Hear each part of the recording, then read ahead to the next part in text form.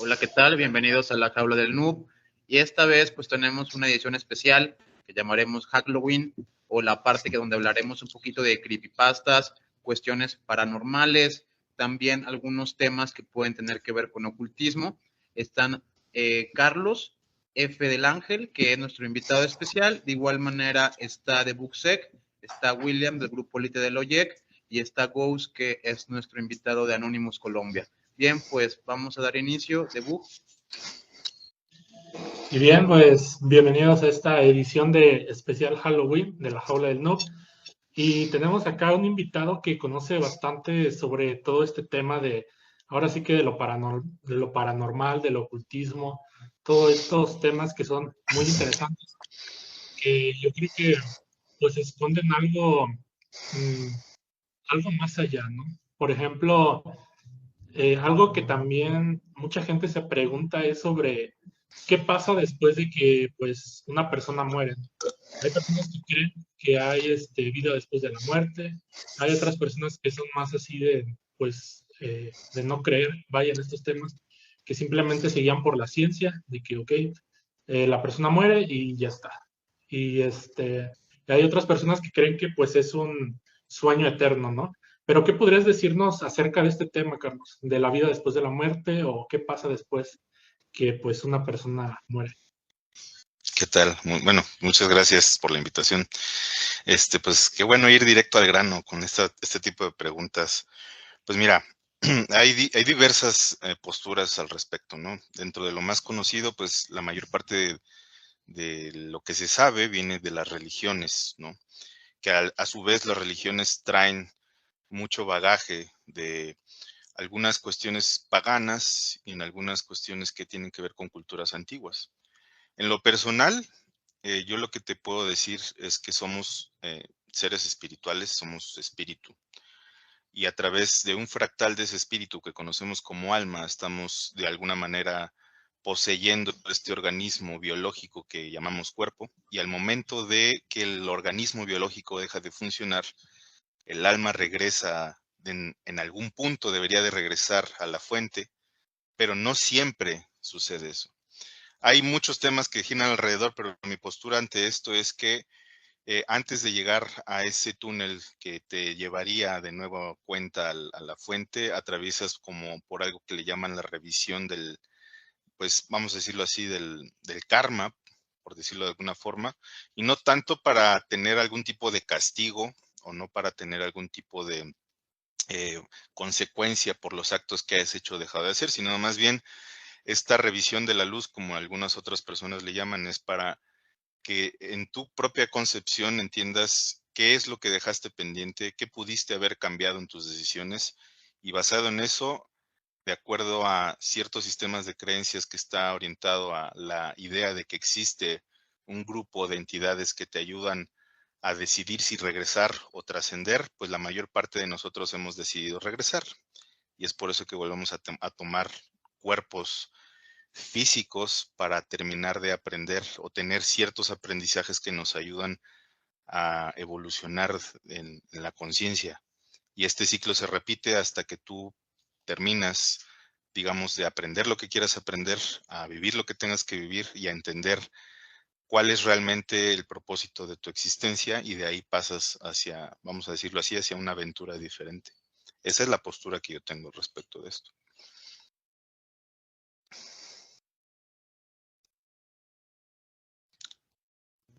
Turno, William. Bueno, yo la pregunta que tengo es, tú a tu punto de vista, ¿crees que la reencarnación exista o solo es así como, pues, bueno, voy al grano, ¿no? Como tú acabas de mencionar, en diferentes, todo viene de las religiones, ¿no? Dependiendo, no sé cuál sea tu creencia o tu religión, pues podemos ver que depende de la creencia, ¿no? Y yo lo que te puedo dar un ejemplo, ¿no? Pongamos, los católicos creen que cuando uno se muere, rezando por ellos, no sé, en novenario, algo así que dicen. Ese es donde, según el muerto, lo mandas al cielo y se regresa, o sea, tienes que estar como orando. Y esa es como que algo que no coincide con la Biblia, ¿no? Si nos basamos en las escrituras, bueno, en la Biblia, habla otra cosa muy distinta. Y si esa es en la, vendría siendo en la religión, pues, cristiana, ¿no? Pero ya si nos basamos en la religión musulmana o pone la del hinduismo, en otro tipo de religiones tenemos otro tipo de creencias, donde también hay un cielo y un infierno. Ya si nos basamos tal vez en el ocultismo, otro tipo de creencias más espirituales, el humano pues trasciende a otro tipo de plano, ¿no? Pero a final de cuentas no hay evidencia, no hay prueba, ningún humano como tal ha regresado a 100%. Hay muchas historias, pero yo aquí mi cuestión es de que tú 100% aseguras que el humano tiene la habilidad de volver a reencarnar, o tú cómo puedes asegurar algo así. Bueno, creo que hay varias preguntas dentro de lo que dices. Para empezar, en lo que es el mundo cristiano o en el catolicismo, no existe la creencia de la reencarnación. Eso es completamente erróneo. Los católicos consideran que dependiendo de la vida que llevan hoy en día, ellos van a ser juzgados al día de su muerte. Y el hecho de hacer un novenario es precisamente para pedir indulgencia al Gran Espíritu, en este caso a Dios Padre. Y normalmente se le hace a través de la Virgen María para que el espíritu o el alma de la persona pueda ser perdonado y tenga cabida a la entrada de los cielos, ¿no? El reino de Dios. Para eso es el novenario en esencia, sin importar si la persona haya hecho lo que haya hecho en su vida. Es decir, la creencia católica es que a través de esos rezos, a través de rezar por el alma de esa persona, el Dios Padre, ¿sí?, va a perdonar a su hijo para darle entrada al reino de los cielos. De lo contrario, pues existe lo que tú acabas de mencionar, que es el infierno. Ahora bien, hay diversas culturas que tienen diferente tipo de, vamos a decirlo así, de idiosincrasia en ese sentido. Evidentemente, pues no todos coinciden. Sin embargo, en algún punto, algunas culturas hablan sobre el inframundo o hablan sobre algún plano superior. En este caso, por ejemplo, también los vikingos nunca hablan sobre un cielo como tal, hablan sobre planos diferentes en donde, por ejemplo, los guerreros se van al Valhalla, ¿no? Eh, mientras mueran en batalla con honor, ellos van al Valhalla y no necesariamente hay la idea de que hay una reencarnación.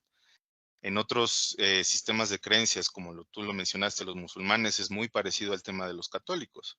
O sea, al final del día, la búsqueda final de que el cuerpo cuando muere, suelte el alma, sea que ese Dios Padre, ese Dios Creador o ese Creador Supremo le dé cabida al alma de la persona para poder entrar a ese reino. Ahora bien, dentro del ocultismo también hay diversas corrientes de pensamiento en ese sentido, pero todo eso ha ido evolucionando. Es decir, yo puntualmente para contestar la pregunta que hiciste sobre el tema de la reencarnación, yo creo en la reencarnación. Sin embargo, no estoy de acuerdo con la idea de que reencarnamos de una forma lineal. Es decir, la idea normalmente de la reencarnación es sobre un punto en el que si tú, por ejemplo, mueres ahorita, vamos a decir en el 2023, vas a reencarnar en el 2100, por decirlo de alguna manera.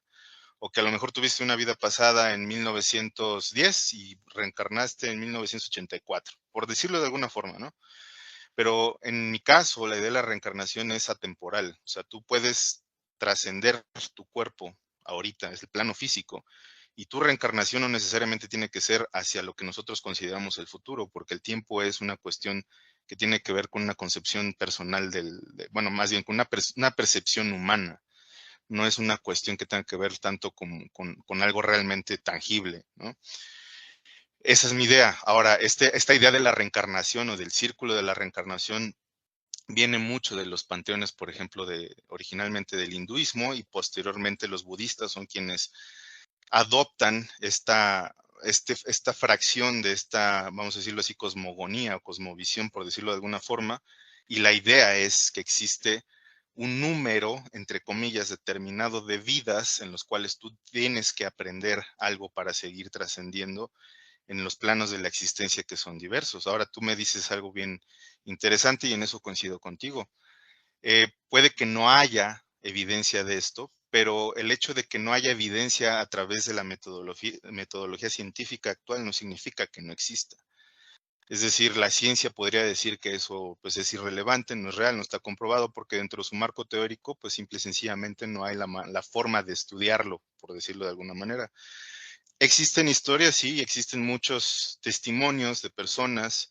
Actualmente hay algunos, no me vienen ahorita exactamente qué datos ni qué nombres, pero sí hay testimonios de niños, ¿no? Que a muy temprana edad recuerdan haber tenido alguna vida pasada, dan datos específicos con nombres, fechas, lugares de personas, de familiares y demás, y cuando se ha hecho una investigación al respecto de esto, resulta que los datos coinciden. Si esto se puede tomar como una evidencia o no, pues bueno, es completamente subjetivo, pero la anécdota ahí está. Entonces, en mi idea sí existe la reencarnación, no es algo lineal, es algo que tiene que ver con una cuestión un poquito más profunda, si se le puede llamar de esta manera, y evidentemente diversas culturas y diversos sistemas de creencias van a tener una visión pues muy distinta de la vida después de la muerte, ¿no? Por ejemplo, aquí en México nosotros, nuestros antiguos habitantes, ¿no? O sea, la gente, nuestros ancestros, consideraban la muerte como un paso a la existencia a un siguiente plano. Y aquí no se hacían rezos, o sea, precisamente porque no existía el catolicismo, existían las deidades de aquel entonces.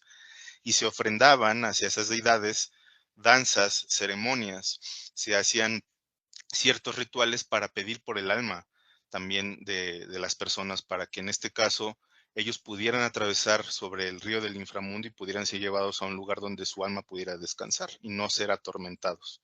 Entonces, difiere mucho en este caso, por ejemplo, con los cristianos, pero más allá de todo eso, creo que el punto vértice que yo siempre he tratado de manejar como equilibrio es que independientemente de la creencia, siempre hay un plano del cual ahorita mismo no podemos tener la conciencia porque estamos muy limitados de nuestras capacidades físicas, pero que en algún punto probablemente alguien pudiera abrirnos las puertas a eso, probablemente hasta la propia tecnología en algún futuro, no lo sé, pero es muy interesante esa parte.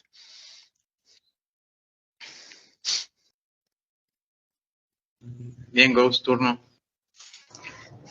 Perfecto. Mira, Carlos, tengo unas preguntas para ti. Por ejemplo, ¿cuáles son los principios éticos que guían a una persona para practicar una brujería?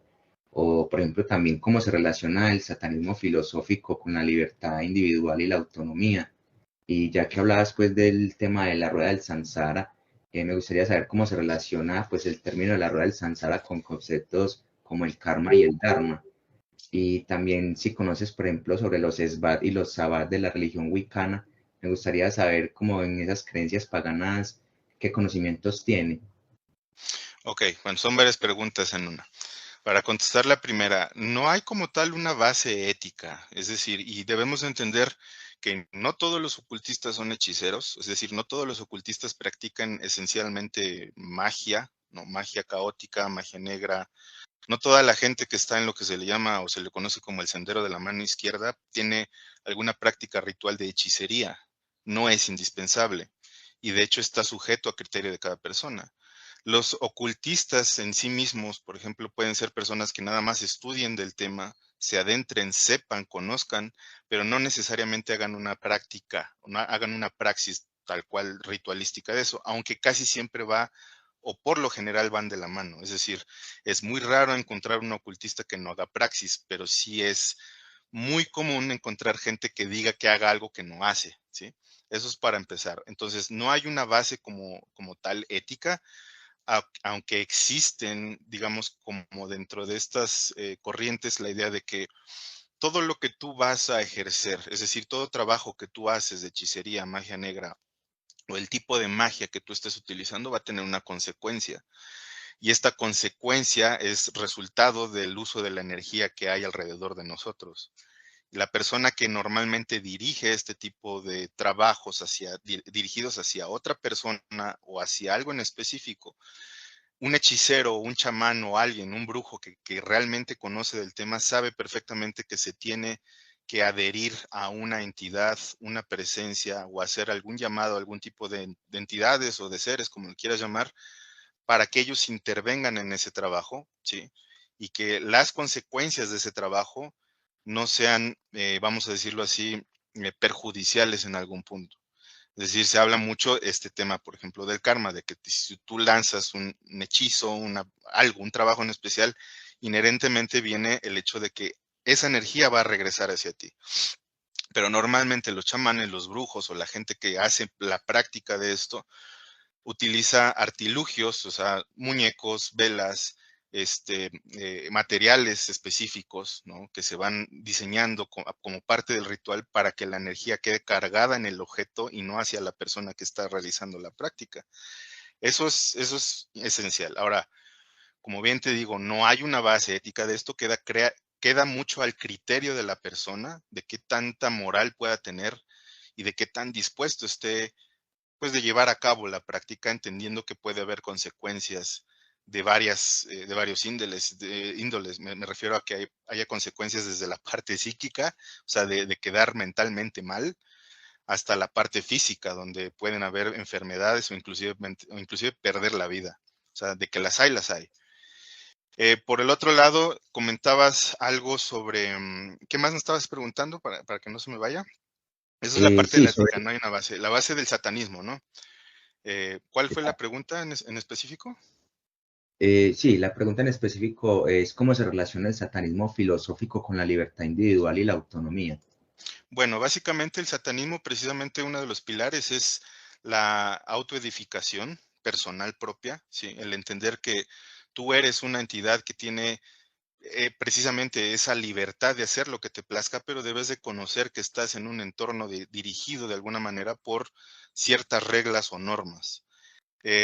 Hablando específicamente, por ejemplo, de una de las formas o modalidades de satanismo más conocidas, que es la de Anton Sandor Lavey, él propiamente en lo que es la Biblia satánica, te especifica que tú eres libre de hacer lo que quieras, pero debes entender las consecuencias de tus actos. O sea, cualquier persona, de hecho, es libre de hacer lo que quiera, pero el hecho de que legalmente existan leyes o normas para regular los actos de las personas va inherente a eso, de que todos somos, entre comillas, libres para hacer lo que a ti te plazca. Entonces, filosóficamente el satanismo se adhiere a esta idea de que tú naces siendo un ser libre, pero por la cultura, la idiosincrasia, la religión y todo el sistema en sí mismo se va estructurando una especie de capas ideológicas que vas adoptando tú a lo largo del tiempo mientras vas creciendo y dejas de ser una persona libre, te conviertes en una persona esclavizada de todas esas ideas que originalmente ni siquiera te pertenecían a ti.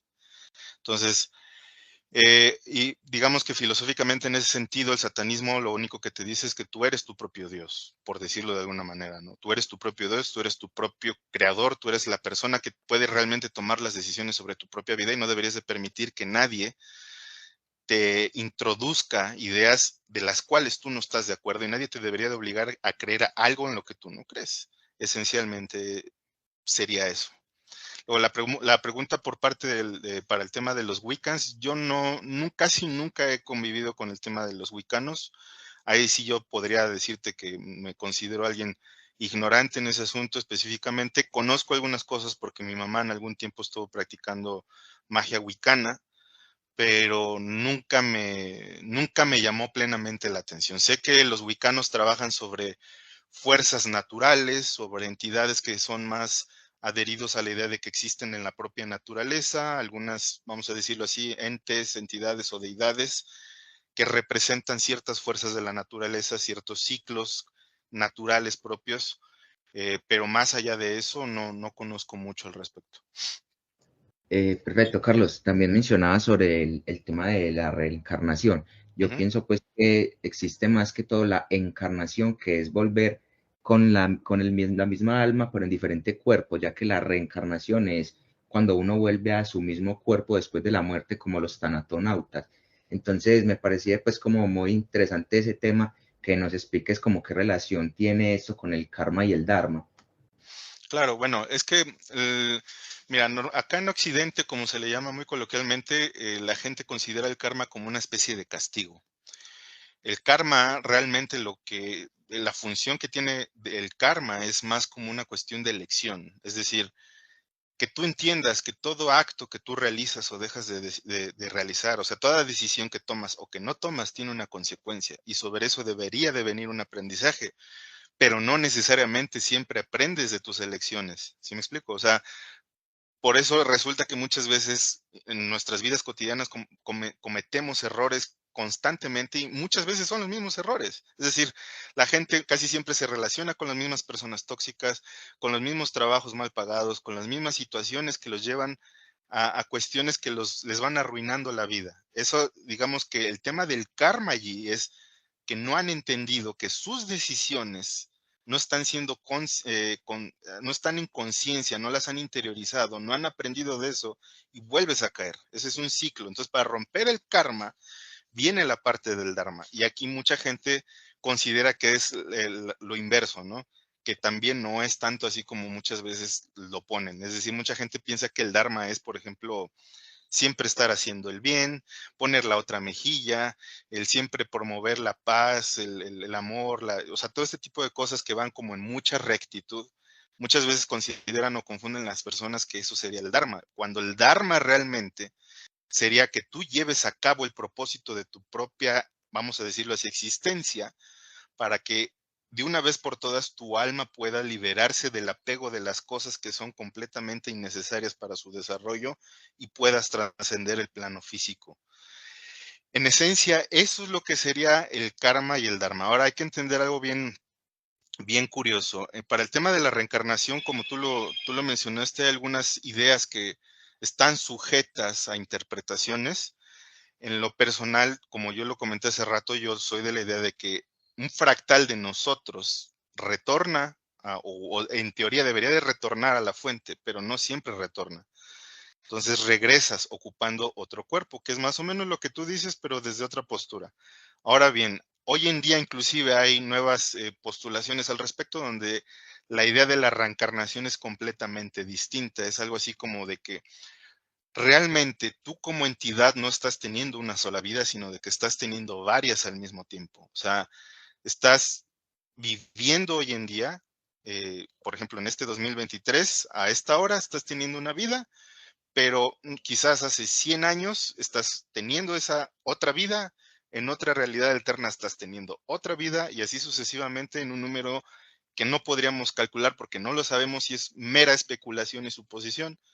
Pero la idea de eso es entonces de que tú como entidad estás fractalizado en diferentes formas de existencia, que cuando una de ellas se desprende de su plano físico, retorna mientras tú sigues viviendo otra, pero parte de esa conciencia, por así decirlo, está interconectada. Y a veces, solo a veces, a través del mundo onírico, como se le conoce con otras palabras, el mundo de los sueños, es por eso que tú en ocasiones tienes sueños de que estás viviendo una vida ajena a esta. O sea, te estás viendo en otro lugar. Tú te duermes aquí para despertar en otro lado. O inclusive se han llegado a comentar algunos casos o ciertas suposiciones de que tú al momento de que estás muriendo aquí o durmiéndote aquí simplemente estás despertando en otra vida. O sea, terminas de vivir aquí y estás ya, enseguida estás viviendo otra. O sea, continúas la vida de otro lugar. No es como que vuelvas a reencarnar o todo ese proceso de adquisición de conciencia por parte del cuerpo biológico. Pero, repito, son, vamos a decirlo así, meras formas de expresar una misma idea de que al final del día somos una entidad energética o espiritual ocupando modelos físicos para poder interactuar en la realidad. Luego, algo que en cierta parte bueno, yo tuve una experiencia acerca de eso, tiene que ver con el tema del vudú o de los amarres. En realidad no sé qué ha sido eso, pero me acuerdo de un tiempo que yo estuve viviendo en otro estado, aquí en Guanajuato. Y pues yo era chico, ¿no? Y salí a jugar ahí, era un vecindario, y yo salí a jugar ahí con unos amigos a la pelota y en eso me fijé que había una bolsa negra como de basura rota, porque los perros habían ido ahí a morder la basura, la rompieron y de ahí salió como unas veladoras de color negro y de color rojo que tenían unas agujas. Ujú, Y entonces fue ahí cuando pues yo fui y le dije a mamá, le dije, ay, pues me encontré esto, ¿no? Me dijo, eso es brujería. ujú. Entonces quería decir que ahí había un vecino que practicaba ese tipo de cosas. Pero, Probablemente, y ¿podrías de hecho, platicarme acerca de esos temas? sí, o sea, es lo más probable es que así sea, y es más común de lo que ustedes piensan. O sea, la gente recurre más a los trabajos. Por ejemplo, si alguien necesita resolver un problema legal, es más fácil que se vaya con el brujo que se vaya con el abogado. Eso se los garantizo. Si alguien quiere conseguir pareja, es más fácil que se vaya con el brujo a conseguir pareja, a salirse al antro o a ir a una reunión o a estar conviviendo con la gente. De verdad es muchísimo más común de lo que ustedes creen.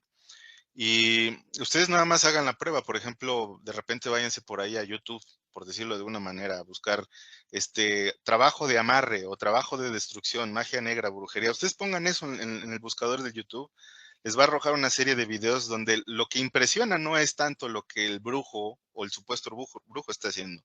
Lo que impresiona es la cantidad inmensa de personas comentando información, número, cuál es el costo, cuánto me cobras por este trabajo, y el 99% de los comentarios van a ir en función de eso. Y es muchísimo más común de lo que tú piensas. Entonces, es muy común encontrarse en parques, en bosques, cosas enterradas en los cementerios. Es muy común que los brujos o que la gente que hace ese tipo de trabajos se arregle con los cuidadores de los cementerios para que les den chance de entrar y hacer los entierros. O sea, les pasan una feria, ¿no? Una corta, como parte del trabajo, porque hay cosas que se tienen que enterrar, ¿no? Como parte de sus rituales o de los rituales directamente en cementerios. Algunos trabajos son ir a aventar cosas a las casas, algunas cosas son darte un brebaje para tomar, algunas cosas son quemar fotos, no sé, son diversos tipos de trabajos, pero cuando normalmente tú encuentras en la calle bolsitas, saquitos, con veladoras de color, con alfileres, con fotos, con mechones de cabello, con muñecos hechos de tela, este tipo de cosas, frascos, ¿no? A veces son frascos que tienen prendas íntimas, fotografías o frascos con miel, etcétera, etcétera. O sea, este tipo de cosas, cuando tú las encuentras en la calle, lo más probable es que se trate de un trabajo. Eso es un hecho. Y es más común de lo que tú crees. Es increíble. O sea, a mí me da, no sé, a veces me da como cosa el hecho de verdad entender que la gente está más dispuesta a consultar al brujo, al hechicero, que a irse por ejemplo, como lo decía hace rato, si es un tema legal, pues ¿por qué no te vas con un abogado, güey? O sea, no, se van con el brujo. Y es más común de lo que tú crees. Bien, William. Bueno, yo aquí te tengo otra pregunta. ¿Tú tienes conocimiento acerca de la conexión de, ya sea de eh, el 31 de diciembre, 25, no, 24 para amanecer 25, lo que vendría siendo desde el 31 de octubre, o sea, de Halloween, hasta el día 2 de Día de Muertos, la conexión que tienen entre las antiguas civilizaciones? Las antiguas civilizaciones, ya sean los nórdicos, los egipcios, los mexicas, cualquiera, en esas fechas hacían sacrificios. Todos rendían, en esas fechas hacían sacrificios de todo tipo, hacían fiestas. Y también quiero que notes la conexión de la antigua Babilonia con lo que ahora es el catolicismo. O sea, cómo lo que festejaban en la antigua Babilonia, o sea, los ritos, las celebraciones, lo conectes con lo que es hoy el catolicismo. O sea, ¿tú encuentras alguna conexión o por qué tantas conexiones entre las antiguas creencias de los antepasados o tu opinión, conocimiento? ¿Nunca has notado eso de extraño o raro?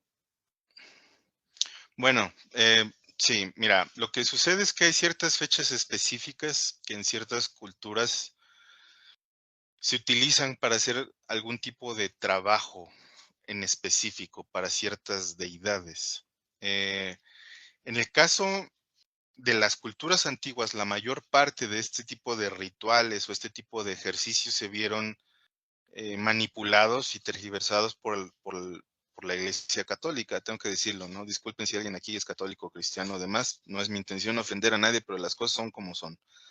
La religión cristiana, al momento en el que comienza a expandirse, eh, después de la caída de Roma y todo esto, cada vez que ellos encontraban una tribu pagana, ellos inmediatamente instauraban la religión cristiana una vez que ellos la formaron, ¿no?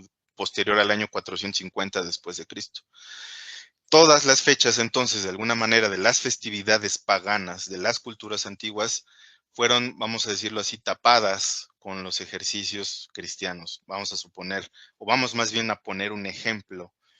En el tema en el caso específico de México, para el tema del Día de Muertos, nosotros sabemos perfectamente que el 1 y el 2, bueno, es algo que traemos como tradición por parte de las culturas que habitaron aquí, ¿no? El tema, por ejemplo, del 31 de octubre es una festividad de Halloween que tiene que ver más con una cuestión que sí es de Estados Unidos, pero que realmente no nace en Estados Unidos, nace en Europa.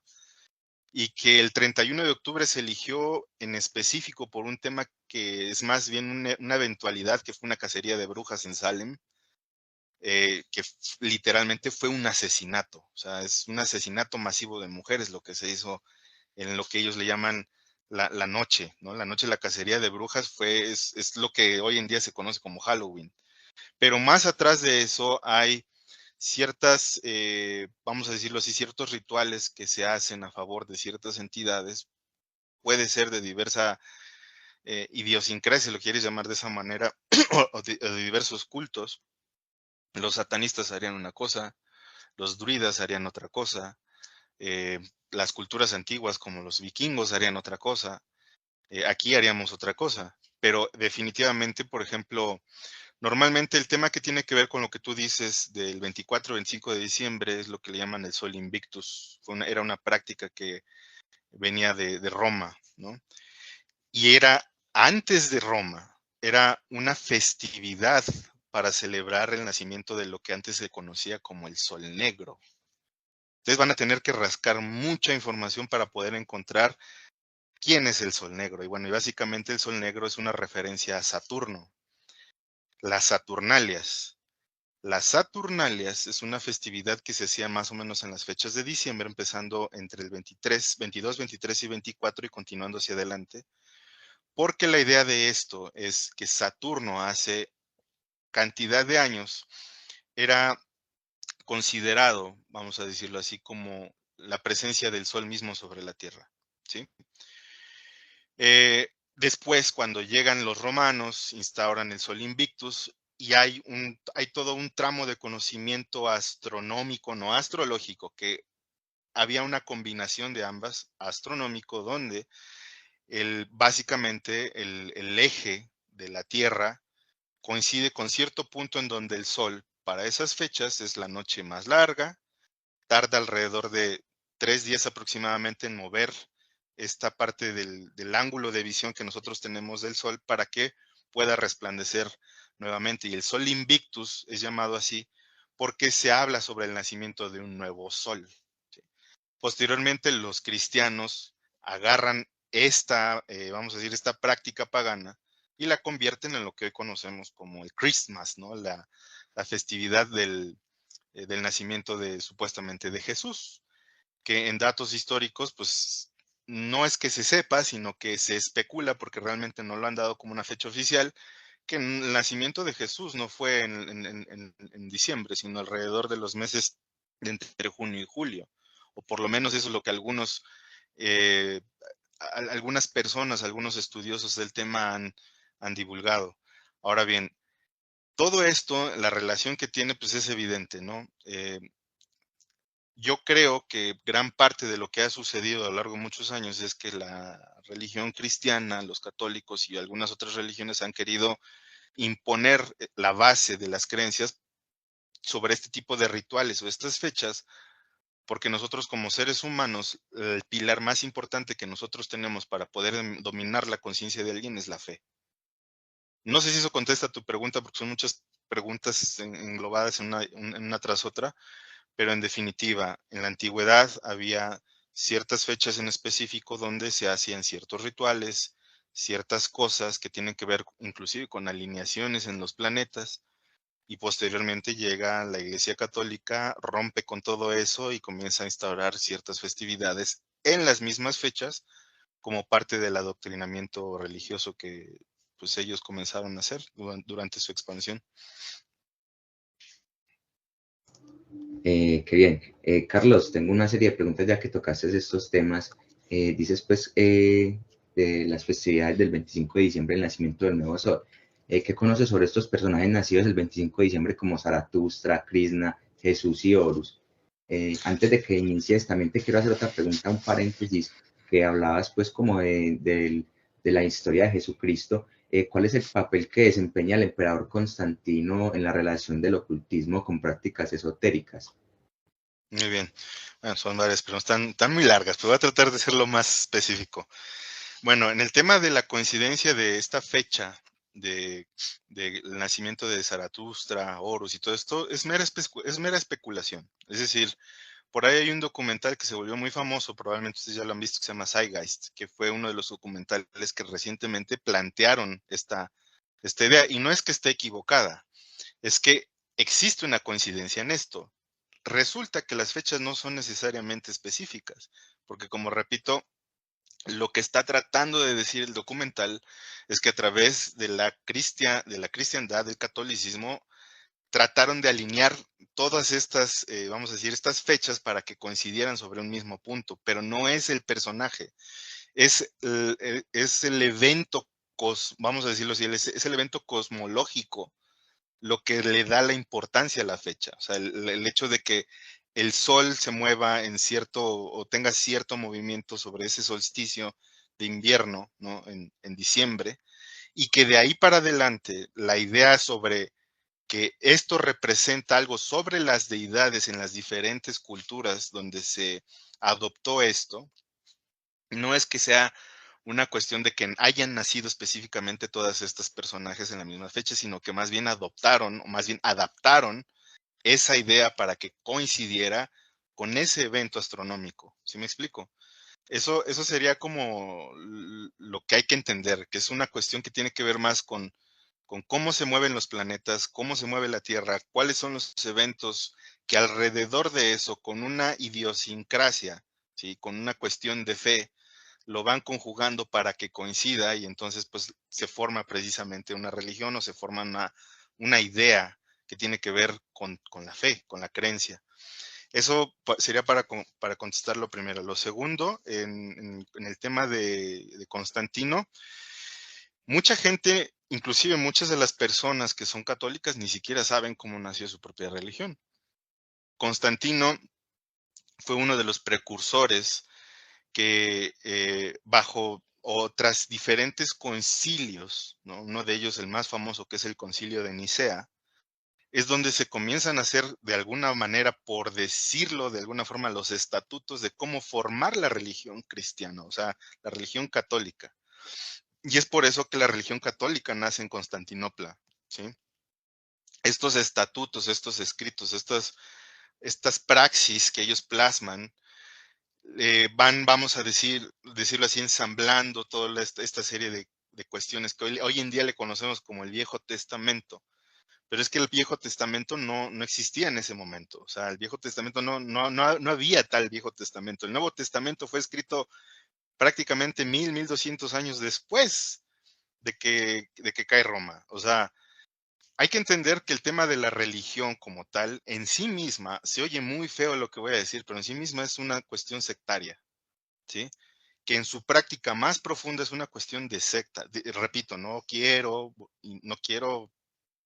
eh, no quiero picarle a nadie el asunto aquí, pero eh, la religión como tal nace bajo diversas prácticas que van absorbiendo, sí, rituales paganos, deidades paganas, personajes paganos, y los van acomodando a una narrativa que les acomodó a ellos para poder presentarte una historia que no es precisa. Pero esa narrativa les ayudó a ellos a poder instaurar un sistema de fe a través del miedo. Y esto lo hicieron basado en estos concilios donde, por ejemplo, Constantino era parte de, y hay que saber que la mayor parte, como todavía lo es hoy en día, la mayor parte de la gente en las altas esferas pertenecen a grupos elitistas con conocimientos de ocultismo, de esoterismo y este tipo de cosas. Hoy en día, por ejemplo, se habla mucho de los Illuminati y demás, que es una cuestión que está también muy manipulada y muy tergiversada, pero parte de verdad que hay en eso es que los grupos de esferas muy altas en el poder, gente de mucho dinero, gente de alta adquisición y en la política, gobernantes y gente que está detrás de ellos pertenecen a aquelarres, a grupos donde se practican rituales, donde se hacen veneraciones, donde ellos le están entregando su fe a otra entidad que no es precisamente al que le ponen a la gente sobre la cruz. Eso ocurrió desde Constantino y sigue ocurriendo ahorita y va a seguir ocurriendo aparentemente en lo que va del futuro que es posible que tengamos o no por cómo están las cosas. Y la historia de Jesús, pues evidentemente es una historia muy manipulada. Es una historia que difícilmente vamos a conocer en esencia la verdad de ello. Es decir, si no conocemos ni lo que ocurrió apenas hace 100 años con la Revolución Mexicana y hoy en día nos enteramos que gran parte de lo que conocemos como historia está mal, o sea, está mal porque la historia la escriben los vencedores. Ahora imagínate un evento que ocurrió hace 2000 años, en la presencia de una entidad de la cual históricamente se tienen pocos registros y la mayor parte de los registros que hay de Jesús, supuestamente vienen muchos de ellos de fuentes religiosas, no de fuentes históricas como tal. Y es de ahí donde se crea todo un personaje. Entonces, la idea de que, por ejemplo, Jesús coincida con Horus y con todas estas, con todos estos otros personajes de otras mitologías es porque la narrativa del cristianismo lo acopló de esa manera para poder presentar un carácter compuesto, un personaje compuesto que pudieran ellos llevar como estandarte de la fe, ¿sí? Entonces, es una cuestión muy compleja, pero si yo sigo hablando aquí me voy a llevar 2-3 horas y no vamos a terminar. Bien, a mí me interesa hacer una pregunta relacionada, algo que veo que sigues, que es el Camino Rojo.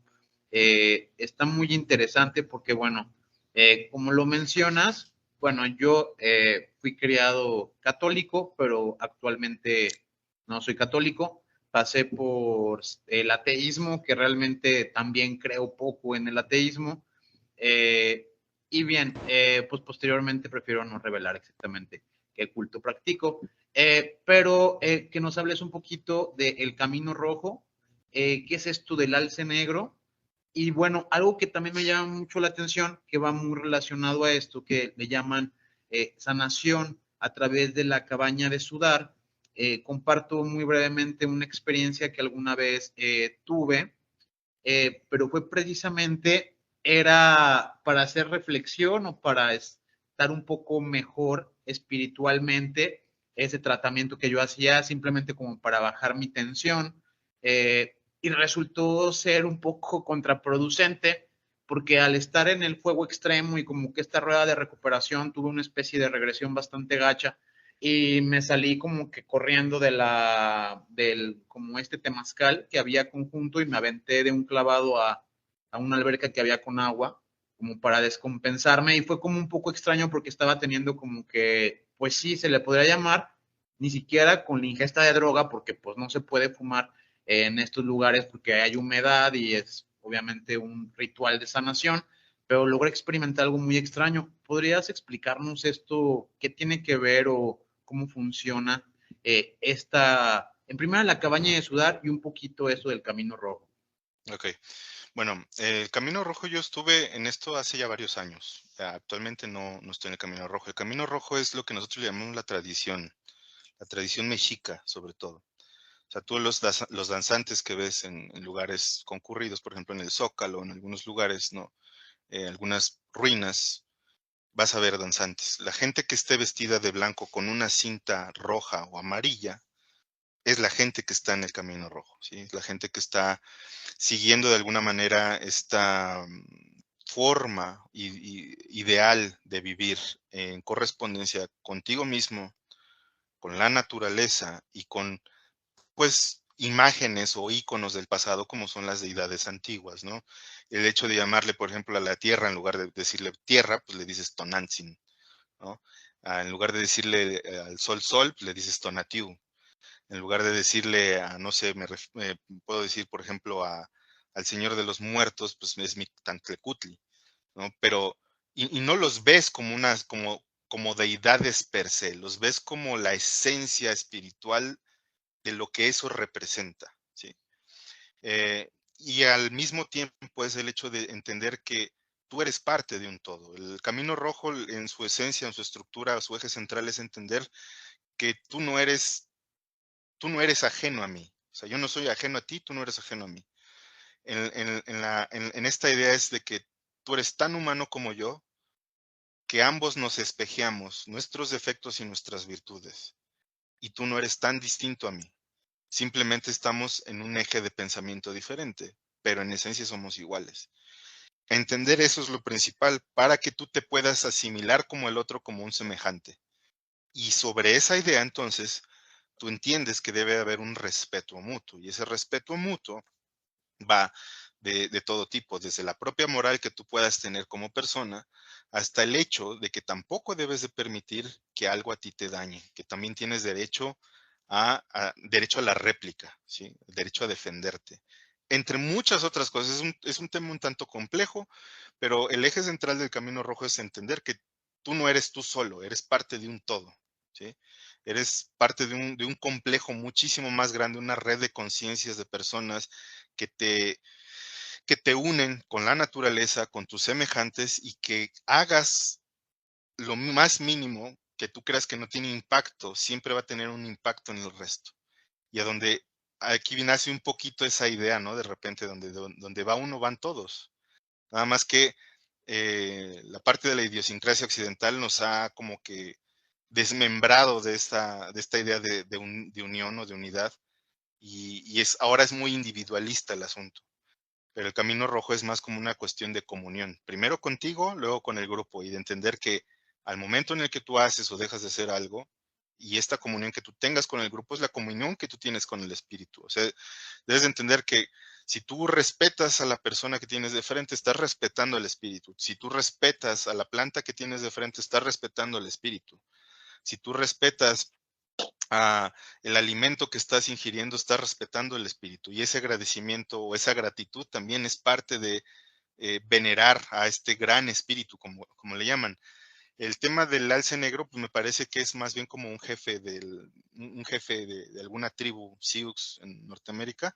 Y fíjate que la mayor parte de las culturas antiguas en América, los indios de Norteamérica, aquí las culturas mesoamericanas y en el sur no son muy diferentes. Tienen algunas cuestiones que pues a lo mejor pueden estar extrapoladas, pero la idea de que existe un gran espíritu, la idea de que hay una comunión con la naturaleza, la idea de que somos uno, de que tú eres mi espejo, de que existe una conciencia universal y este tipo de cosas, todas ellas tenían eso en común, además de que muchas de las deidades en sí mismas tenían ciertas equivalencias, ¿no? Por ejemplo, el más famoso aquí que es Tonatiuh, allá es Viracocha, ¿no? Por ejemplo, en el sur, entre otros, por decirlo de alguna manera. Entonces, no es muy diferente. Ahora, con respecto al tema de la sanación que tú hablas en lo que es una práctica temazcal, em, para hacer temazcales, hoy en día están como muy de moda. Bueno, ya llevan varios tiempos siendo como de moda y mucha gente hoy en día lo toma como, ay, sí, vamos al temazcalito y no sé qué. Pero la realidad es que el ritual del temazcal es muy sagrado. No cualquiera debería de hacerlo.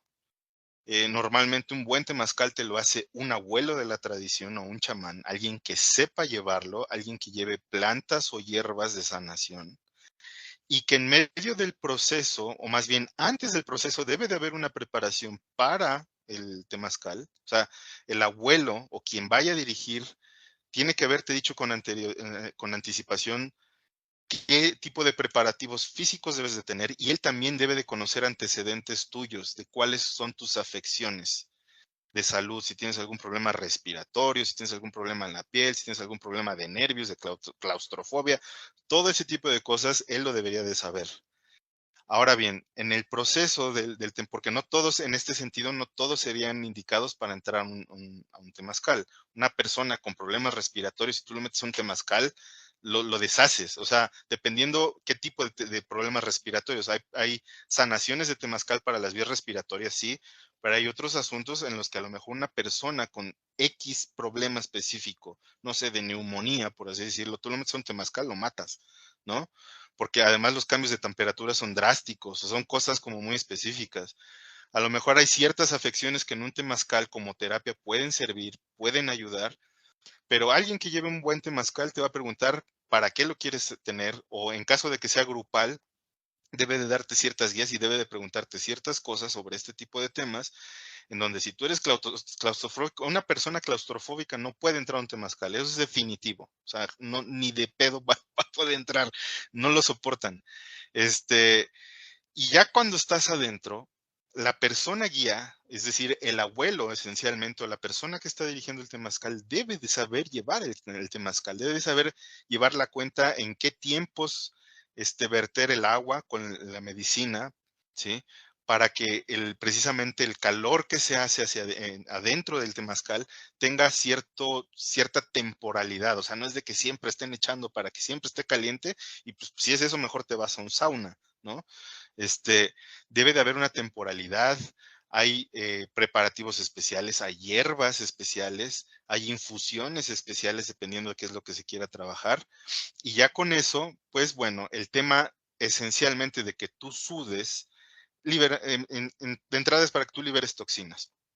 Y lo segundo es que existe la idea de que a través de un temazcal, con esta exudación que tú tienes, tu cuerpo está transpirando no solamente toxinas del organismo, sino está transpirando las energías negativas, ¿sí?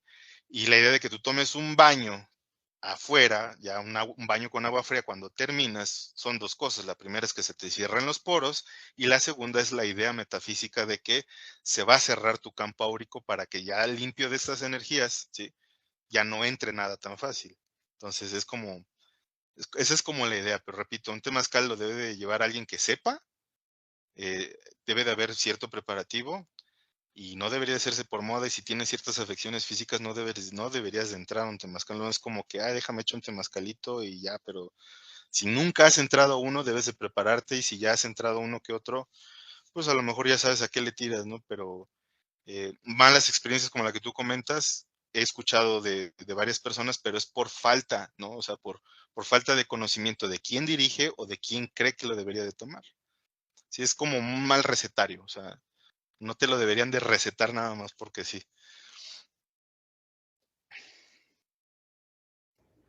Qué bien. También una vez compartí una experiencia en un temazcal en el cual pues las piedras eran demasiadamente calientes y cada una tenía una función en específica, Así es. y el chamán tenía un conocimiento tan arduo que eh, solo se podía realizar en una fase lunar, y era Ujú. muy interesante pues todo el conocimiento que ellos tienen, porque ellos tienen como un día que se llama Ekadasi, el cual en este día no comen pues nada de granos ni nada Ujú. relacionalmente con todo esto. Exacto. Principalmente tengo una pregunta muy especial para ti, Carlos, que es sobre la glándula pineal y el estudio pues sobre todo esto, y también esto de la teoría sintérgica de Jacob Greenberg. Si conoces pues como su relación con el energismo, el ocultismo, el esoterismo, frente a todo lo que se descubrió por la neurolingüística y toda esa influencia que se pudo descubrir. Muy bien. ¿Cuál fue la primera pregunta? Me quedé con lo último. ¿Cuál fue la primera? Claro, la primera pregunta fue sobre la glándula pineal y si conoces pues como ejercicios para desarrollarla, y si se ha Sí. evidenciado que tiene como poderes o algo así. Ok, no es que tenga poderes. La glándula pineal es una cosa que tenemos aquí adentro, justo al centro del cráneo casi, y tú puedes estimularla a través de tres formas. La principal siempre va a ser el tema de la contemplación y la respiración consciente, que mucha gente confunde con el tema de simplemente sentarte y meditar y hacer visualizaciones, tener una postura de yoga, hacer eh, gestos con las manos, ¿no? Asanas y este tipo de cosas, ponerte música relaja, eso no es cierto. La contemplación en su esencia es, sí, que tú te sientes con una postura recta, enfoques hacia un punto en específico y comiences a respirar. Al momento en el que tú respirando de manera consciente, adentro del cerebro se activan diferentes sistemas que van a hacer que intrínsecamente la glándula pineal se vea estimulada. Ahora, otra de las formas de estimularla en este mismo proceso es colocando tu lengua presionando hacia el paladar. Si tú pones tu lengua por dentro y empujas hacia arriba, hay un pequeño huesito que tú sientes en el paladar. Ese pequeño huesito De hecho, la mayor parte de la gente que practica ya meditación con experiencia sabemos que si tú lo presionas mientras estás haciendo meditación, el ejercicio de esto es diferente. O sea, hay algo por dentro precisamente que se activa, que en este caso sería la glándula pineal, y comienzas a tener, digamos que un poco de apertura sobre tus cuestiones extrasensoriales, ¿sí? El otro ejercicio que estimula la glándula pineal es algo que es muy antiguo, pero últimamente yo he visto que mucha gente lo practica, es que es el trácata. Este ejercicio de ponerte enfrente de una vela, más o menos a una distancia de 1 metro, metro y medio, nunca tan pegado, 1 metro, metro y medio. De hecho, es una práctica muy común que yo realizo. La idea es que estés en un cuarto oscuro, metro, metro y medio, sentado, recto, respirando profundamente y mirando solamente la base de la llama de la vela durante cierto tiempo. Tampoco es como que te extiendas tanto porque esto puede no perjudicarte precisamente, pero podrías sentir ciertos malestares en tus ojos. No es muy recomendable que si tú tienes problemas de visión lo hagas por tiempos muy prolongados, probablemente 5 minutos serían suficientes, pero la idea de esto es que tú logres concentrarte lo suficiente precisamente para que la glándula pineal pueda tener este estímulo. Ahora, ¿para qué se estimula la glándula pineal? La glándula pineal es lo que nosotros en todo caso llamaríamos como el famoso tercer ojo, ¿sí? La glándula pineal tiene la función de poder aperturar dentro de tu cerebro conexiones distintas en redes neuronales distintas para poder tener una percepción extrasensorial. ¿Y a qué me refiero con extrasensorial? Es que puedes comenzar a tener precognición a través de los sueños, inclusive estando despierto, puedes percibir la energía de las otras personas, sus ideas, sus malestares, experiencias, puedes comenzar a tener esta sensación como de que los presentimientos que tienes son más específicos, o sea, como de que sientes que algo va a pasar y dices que va a pasar esto y ¡pum! Sucede.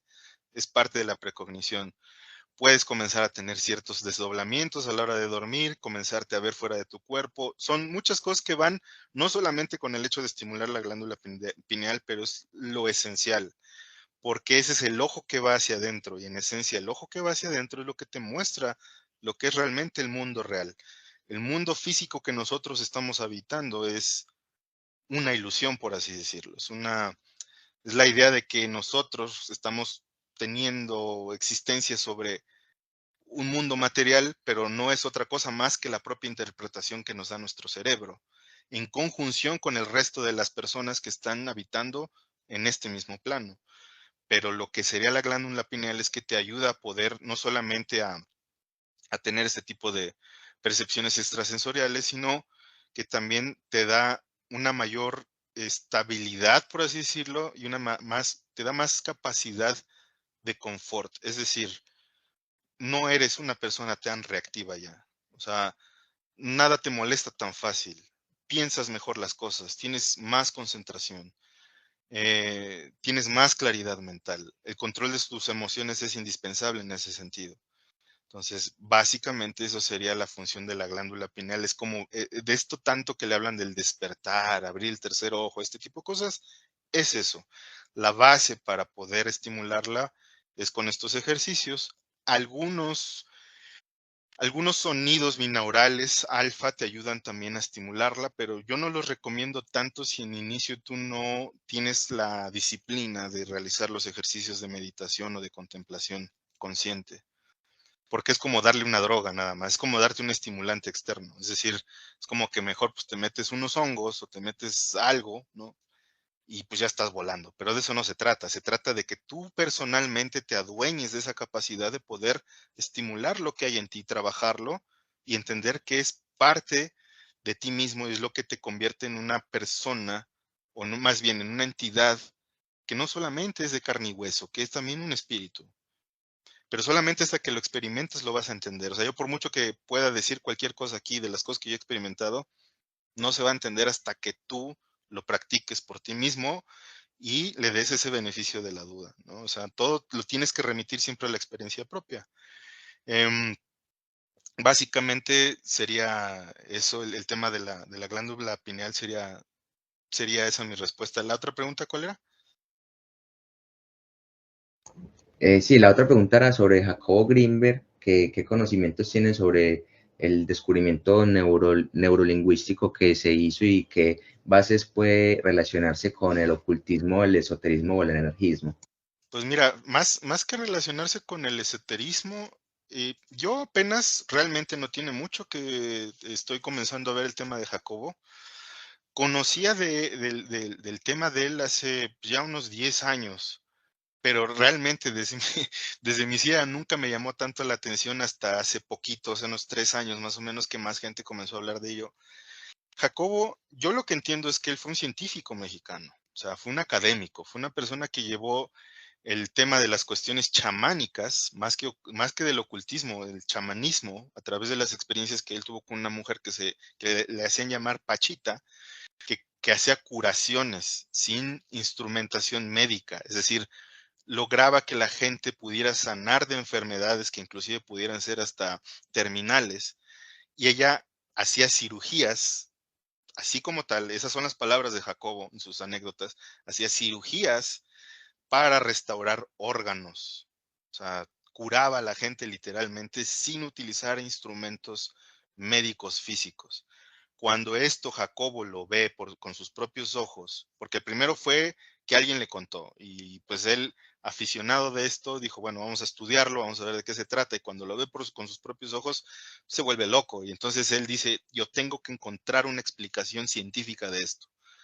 Comienza a estudiar todo este tema, comienza a desarrollar ciertas metodologías para poder pues ver qué es lo que pasa dentro del cuerpo humano cuando se comienzan a desarrollar este tipo de habilidades.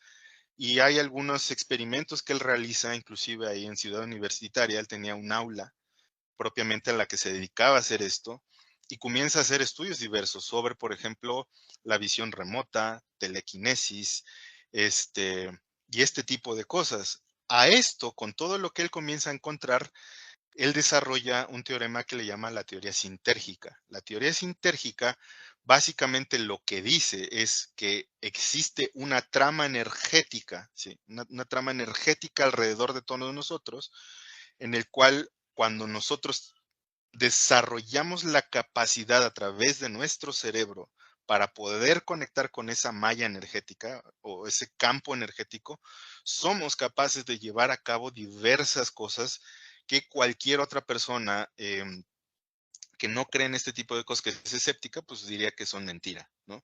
Pero él a través de todos estos estudios abre un gran campo de estudio para esto a nivel científico, lo documenta, desarrolla varias cosas y de ahí para adelante. Te digo, apenas estoy como estudiando esta parte de él, he leído algunas anécdotas, he visto entrevistas, conozco a gente que convivió con él actualmente, conozco gente que ha estudiado más su caso, de hecho estoy preparando yo creo que para finales de este año, inicios del otro, un live stream específico de Jacobo Greenberg, pero hay que entender que también Jacobo encontró, digamos, que una pieza de un rompecabezas mucho más grande.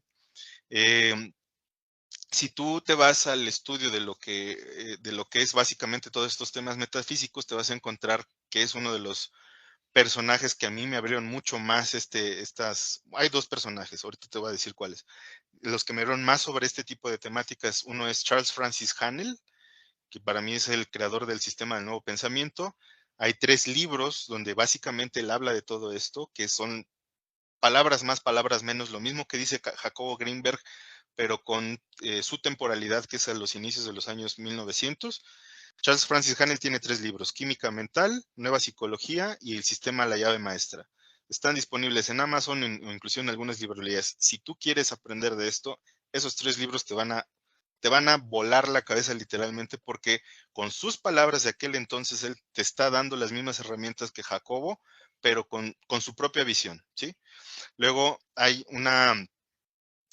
otro personaje, habrá mucha polémica alrededor de él o no, dependiendo de cómo lo quieras ver, pero es Ramtha. Ramtha el Iluminado, hay varios libros de él, hay una escuela en Estados Unidos, en Washington, donde tú puedes estudiar sobre esto. Yo fui alumno de la Escuela de Iluminación de Ramtha durante 5 años aproximadamente, y puedes encontrar algunos de los, bueno, la mayor parte de los libros los puedes encontrar, pero yo te puedo recomendar primero lo que es el libro blanco, luego el libro azul y luego el de, yo creo que sería el de Enseñanzas Selectas. Son para mí los primeros 3 libros que cualquier persona que quiera adentrarse a este tipo de temas espirituales puede tener. Hay otro que también se llama el Manual del Iniciado para Crear la Realidad. Si tú lees ese libro del Manual del Iniciado para Crear la Realidad y de repente lees la teoría sintérgica de Jacobo Greenberg, te vas a dar cuenta que hay muchas similitudes en muchas cosas. Entonces, básicamente es esto. Ahora, el tema de Jacobo es mucho más amplio porque además él en otras anécdotas personales cuenta que él es una entidad que reencarnó proveniente del sistema de Andrómeda. O sea, él tiene una historia muy, muy, muy locochona ya después que él propiamente cuenta con sus propias palabras. Desafortunadamente ya después no se sabe si le siguió con esto o no. Todo el mundo sabe que por eso se volvió famoso, por el tema de su desaparición. Pero lo que es un hecho es que para todas las personas que son escépticas y que dicen es que no hay pruebas científicas, bueno, Jacobo Greenberg es uno de los tantos científicos que ha llevado todo este campo de cuestiones esotéricas o paranormales, si se le quiere llamar de esta forma, a un campo de estudio científico y dejó documentado esto. Y pues bueno, pues ahí lo tienes, ¿no? O sea, ya el que una persona crea o quiera creer o no en esto, pues ya eso es indistinto. La documentación ahí está. Bien, William, última pregunta.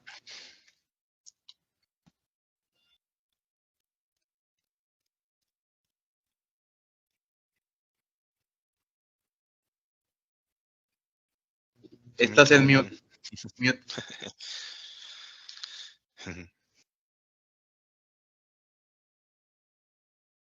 Bueno, mi pregunta no tiene nada que ver con lo de hace rato, pero sí con lo que anteriormente habías hablado sobre lo de las religiones y sobre lo de Jesucristo, ¿no? Aquí yo la cuestión que yo tengo es, bueno, yo no sé si tú creas en Dios o en una fuerza superior, ¿no? No sé cuál sea tu creencia al final de cuentas, pero sí, La pregunta es, ¿en qué creo yo? perdón, es que no hablaba.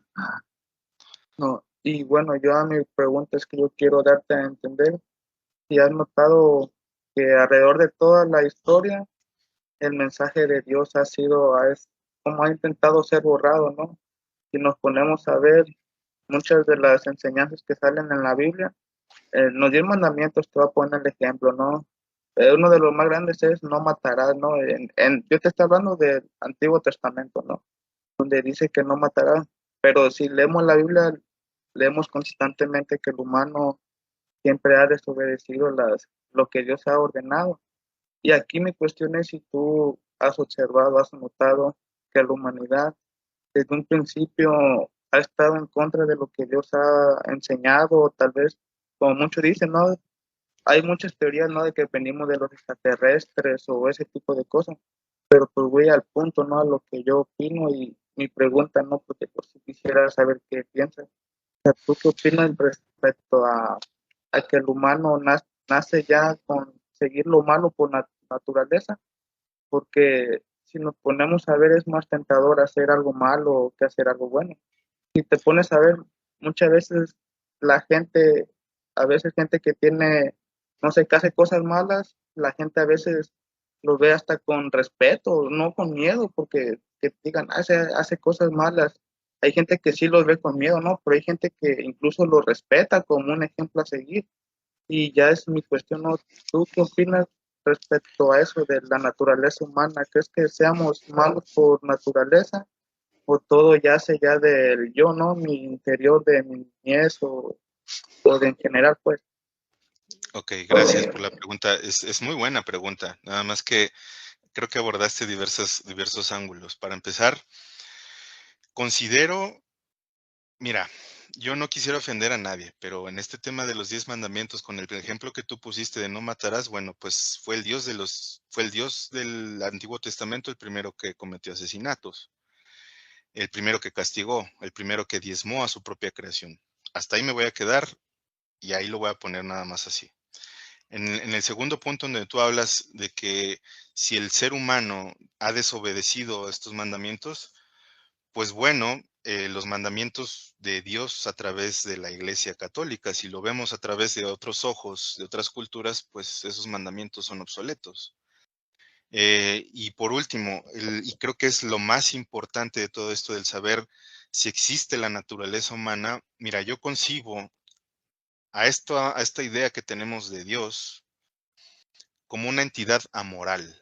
Yo lo veo como una entidad que no tiene ni humor, o sea, no tiene sentido del humor, pero tampoco tiene sentido del juicio.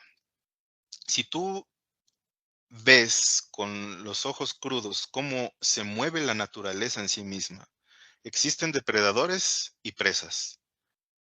Y tú no vas a juzgar a un león por devorarse a su presa, porque esa es su naturaleza. Tú no vas a juzgar a la presa por ser un inútil y dejarse cazar por el depredador, porque esa es, digamos que su naturaleza. Ahora, en cuestión del ser humano, yo considero que estamos en una posición, vamos a decirlo así, evolutiva, un tanto distinta a los animales, porque al final del día podemos aprender de lo que nos rodea para sobrevivir en ello y tener cierta ejecución de nuestra propia moral. Y es ahí donde se construye esta idea de moral. Lo que tú ves como algo que no es moral en un sector de la sociedad, en algún país, probablemente en otro país es completamente distinto de lo que tú creas o no, porque sus cuestiones morales y éticas son completamente ajenas, ¿sí? Tanto así que, por ejemplo, hoy en día en Medio Oriente siguen asesinando a personas como medio de castigo por haber incurrido en algún acto ilícito. Eso es completamente, pues, inaceptable en la sociedad en la que vivimos, pero en Medio Oriente es algo común.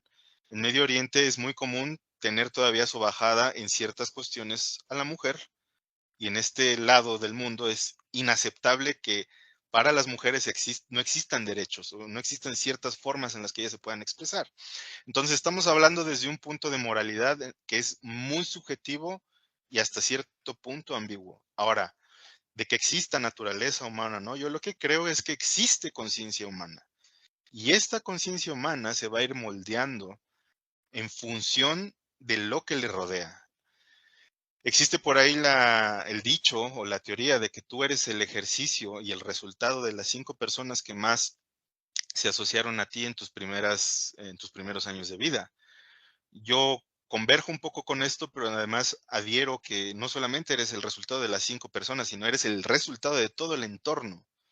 Es decir, a lo mejor tú naces en una familia vamos a suponer, donde papá, mamá, abuelos y hermanos son gente de buena voluntad, son justos, educados y te ayudan y todos se tratan de apoyar, pero si ellos en medio de el entorno están en un lugar violento, en un lugar donde lo único que impera es la ley de la jungla y demás, por mucho que tú estés en una familia o un núcleo familiar sano, lo más probable es que también te termines adheriendo a lo que está a tu alrededor y no necesariamente vas a terminar siendo como parte de tu familia. Entonces, yo no creo que haya como tal una naturaleza humana. Creo que existe una conciencia humana. La naturaleza humana, en todo caso, más bien sería parte de la misma esencia biológica a la que pertenecemos y debemos de recordar que nuestro cuerpo es parte del reino animal. Es decir, somos animales. Y cuando tú estás en peligro, igual atacas. Cuando tú tienes hambre, igual vas a hacer lo que sea para comer. Pero el tema de la conciencia, cuando viene esto en el que tú sabes de alguna forma que puedes utilizar herramientas y conocimientos para dominar al otro, para controlarlo, para sobajarlo, subyugarlo o tenerlo como esclavo, etcétera, etcétera, eso ya se convierte en una cuestión un tanto distinta que va muy afuera de lo que es la naturaleza humana y pasa a un ejercicio de conciencia donde entra la moralidad y la ética, ¿sí? Entonces, para responder al final del día la pregunta es, no creo que exista una naturaleza humana como tal, creo que es una naturaleza universal en la cual nuestros cuerpos están sujetos a las reglas de la naturaleza y como parte del reino animal nos tenemos que ajustar a ellos sí o sí. Lo único que hemos hecho es que como seres conscientes desde otra perspectiva evolutiva distinta al resto de los animales, hemos utilizado otros medios lingüísticos, sociales y tecnológicos y hasta filosóficos y religiosos para poder operar en el mundo que operamos. Y de ahí para adelante, bueno, pues yo creo que el resto es historia y ya sabemos cuál ha sido el resultado de eso hasta hoy en día. Pues muchas gracias, Carlos. Cabe mencionar que ha escrito un libro a nuestro invitado, El Camino del Maestro. Date cuenta que el verdadero maestro eres tú, en donde explora algunas propuestas de metafísica y holística. Pues prácticamente creo que es simplemente una forma de expandir tu espiritualidad para todos aquellos que estén buscando pues mejorar en esta práctica, meditación, a lo mejor estar consciente de que puedes cambiar sobre todo tu realidad. Eso, pues, ahora sí que distintas creencias o preferencias, pero por lo menos dentro de mi vida y que ya tengo ahora sí que algunos años, sí estoy consciente que la perseverancia, el creerte algo, darte a la convicción de que puedes lograrlo es una parte de estar alterando tu propia realidad y es posible. Muchas gracias a todos. Esto fue La Jaula del No. Gracias.